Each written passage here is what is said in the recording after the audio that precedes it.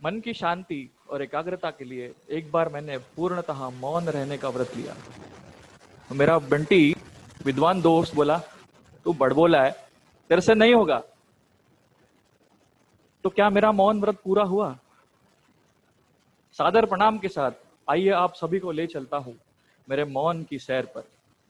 उन दिनों मेरी प्रवेश परीक्षा में बस 4 महीनों का समय बचा था। ये सोच के कि मुझे बस खाना खाना है और पढ़ाई में लग जाना है, मैंने मौन व्रत ले लिया।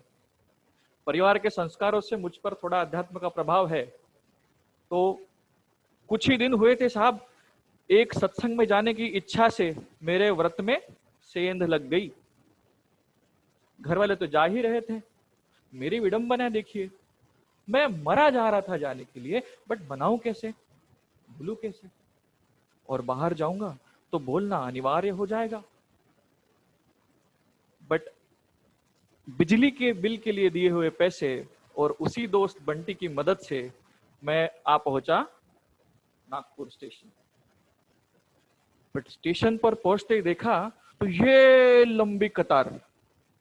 घर वालों से छुपने के लिए थोड़ी सी देर हो गई थी, यूं समझिए बस ट्रेन छूटने ही वाली थी। बंटी की तरफ देखा, क्या करे? वो बोला, अभी जा ना, लेट ही होती है ट्रेन। मैं झट से दौड़ा।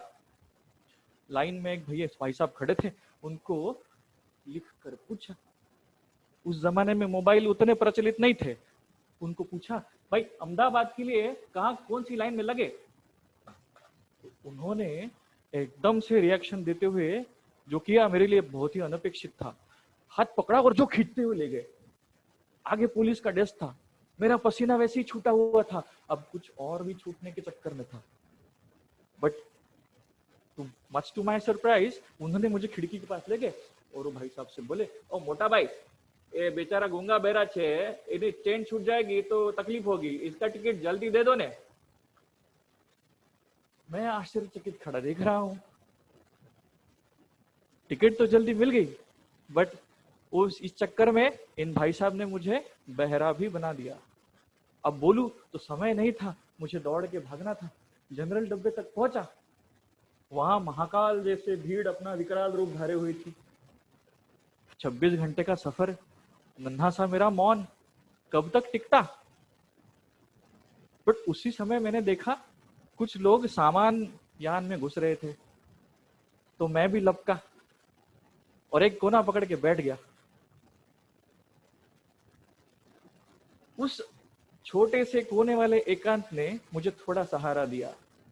बट सफर तो अभी शुरू हुआ है। अक्सर सफर में हम लोग जब गाड़ी की चलती हुई रिदम में आते हैं तो गाने छूट जाते हैं, मेरे भी छूटने वाले थे। उस समय ठंड थी, तो मैंने अपना गमछा ऐसा लपेट के पूरा समय बिताया। बट एक और एडवर्सिटी, भूख लग गई। सामने से अच्छे अच्छे पकवान जा रहे थे, सुगंध ने मेरी पूरी आत्मा को निचोड़ दिया था, झकझोर दिया था। बट जब तक मैं इशारा करता, भाई साहब चले गए होते थे। क्या करे, इस वाणी के मौन ने तो मेरे पेट का भी उपवास कर दिया था।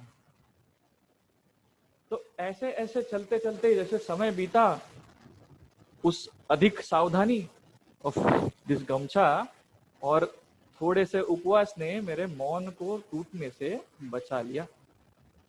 और अगर मैं बोल पड़ता तो पिट भी जाता।